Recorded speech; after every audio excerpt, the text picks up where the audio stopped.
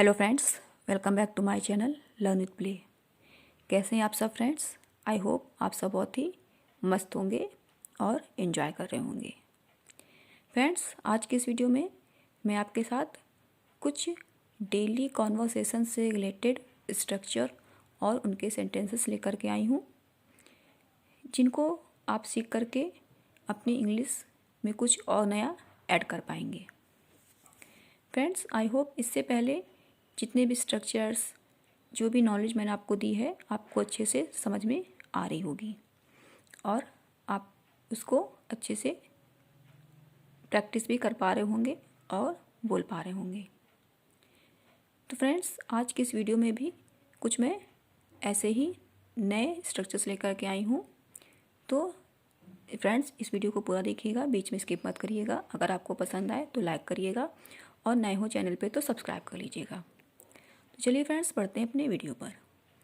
आज का हमारा पहला स्ट्रक्चर है। पहले आप सेंटेंसेस को देख लीजिए। आपने ही तो मुझे बताया था उस होटल के बारे में, या तुमने ही तो मुझे बताया था उस लड़के के बारे में, मेरी मम्मी ने ही तो बताया था तुम्हारे बारे में। तो इस तरह के हम वाक्यों को बोलते हैं। ने ही तो, उसने ही तो, आपने ही तो, इस तरह के वाक्यों को हम इंग्लिश में कैसे ट्रांसलेट करें। तो आज का हमारा पहला स्ट्रक्चर यही होगा कि उसने ही तो या आपने ही तो इनको हम कैसे बनाते हैं। तो इनको हम इंग्लिश में it is plus ones plus who. अगर आप पास्ट के लिए बनाएंगे तो it was plus ones plus who का यूज करेंगे। ये आपको याद रखना पड़ेगा। जब हम बात करेंगे प्रेजेंट की तो वहाँ पे इट इज़, जब हम बात करेंगे पास्ट की तो वहाँ पे इट वॉज। तो आपने ही तो मुझे बताया था उस होटल के बारे में, ये तो पास्ट का है। तो it was you who had told me about that hotel. दूसरा वाक्य देखते हैं। उसने ही तो बताया था मुझे आपके बारे में। ये भी हमारा पास्ट का है, इसमें भी बताया था आया है।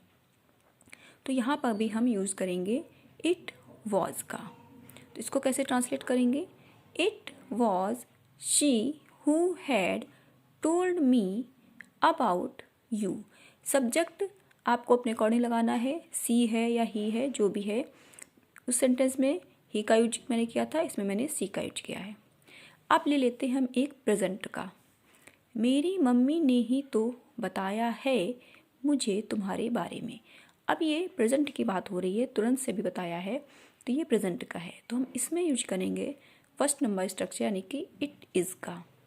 इट इज़ का यूज़ करके हम इसको इंग्लिश में ट्रांसलेट करेंगे या बोलेंगे।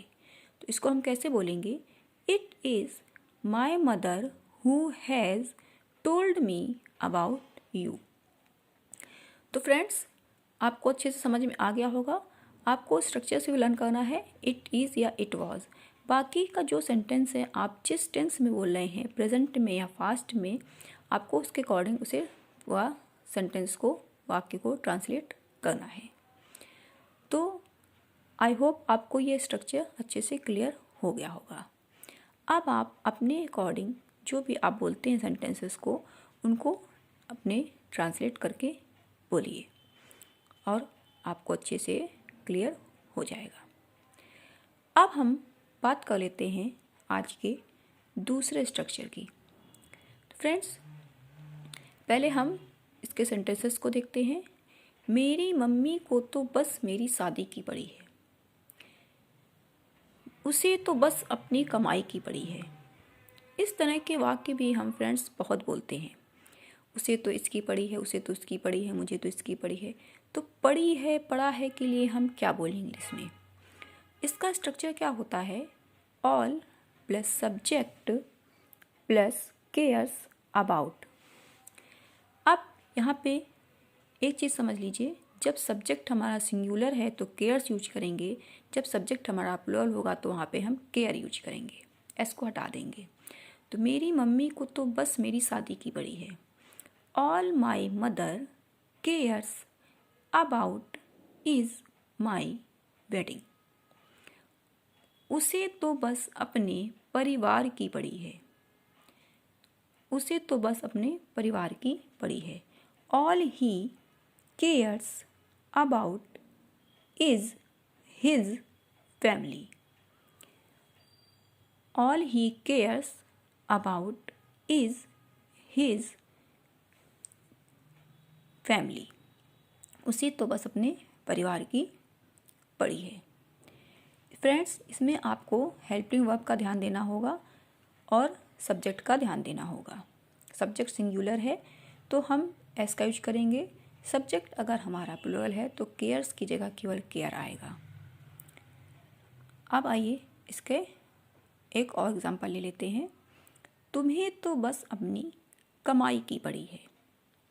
तुम्हें तो बस अपनी कमाई की पड़ी है, बाकी किसी चीज़ों से कोई मतलब ही नहीं है, सिर्फ अपनी कमाई पर ही कोई व्यक्ति है जो ध्यान देता है। अब हम इसको कैसे बोलें? All you care about is your earnings. देखिए फ्रेंड्स, यहाँ पे मैंने यू के साथ केयर का यूज किया है तो एस को हटा दिया है, क्योंकि यू हमारा प्लूरल सब्जेक्ट होता है, सिंगुलर नहीं होता है। एक और ले लेते हैं इसका एग्जांपल, जैसे उसे तो बस पकड़ने की पड़ी है। All he cares about is catching the bus. अब बात करते हैं आज के अगले स्ट्रक्चर की। चाहे जो भी हो जाए मैं अपना काम बंद नहीं करूँगी। कभी कभी ऐसी सिचुएशन होती है, हम कहते हैं ना, चाहे आंधी आए, चाहे तूफान आए, चाहे लाख रुकावटें हों, लेकिन मुझे वो करना है तो करना है, मैंने ठान लिया है। तो चाहे जो भी हो जाए, तो इसको हम कैसे इंग्लिश में बोलते हैं? तो नो मैटर वॉट हैपन। इसको हम इंग्लिश में लिखते हैं नो मैटर वॉट हैपन। तो चाहे जो भी हो जाए मैं अपना काम बंद नहीं करूँगी। तो no matter what happen I won't stop my work. चाहे जो भी हो जाए मैं अपना हक लेकर रहूँगी। तो इसको हम इंग्लिश में कैसे बोलें? तो चाहे जो भी हो जाए के लिए हम यूज करेंगे no matter what happen I will do take my rights. I will do take my rights. अब आप सोच रहे होंगे यहाँ पे आई विल के बाद में डू भी लगा है, टेक भी लगा है। तो मैं आपको क्लियर कर दूँ, डू का यूज़ हम जब किसी वाक्य को बहुत ही जोर दे के कहते हैं कि मुझे ये करना ही करना है, तो वहाँ पे हम डू का यूज करते हैं जोर देकर करने के लिए। तो यहाँ पे इसलिए डू का यूज आया है। और टेक मीन्स है लेना। तो I will do take my rights, मैं अपना हक लेकर ही रहूँगी। मैं जोर देकर कह रही हूँ बहुत ही उससे, तो यहाँ पे इसलिए मैंने यहाँ पे डू का यूज किया है। तो no matter what happen I will do take my rights. Friends, English में एक ही वाक्य को कहने के कई अलग अलग तरीके हो सकते हैं। सिर्फ वो वाक्य हमारा ग्रामेटिकल सही होना चाहिए और हमें अपनी बात दूसरों को समझानी आनी चाहिए। ऐसा ज़रूरी नहीं है कि जो स्ट्रक्चर मैंने बताए हैं सिर्फ आप उन्हीं के थ्रू ही इन सेंटेंसेस को बोल पाएंगे।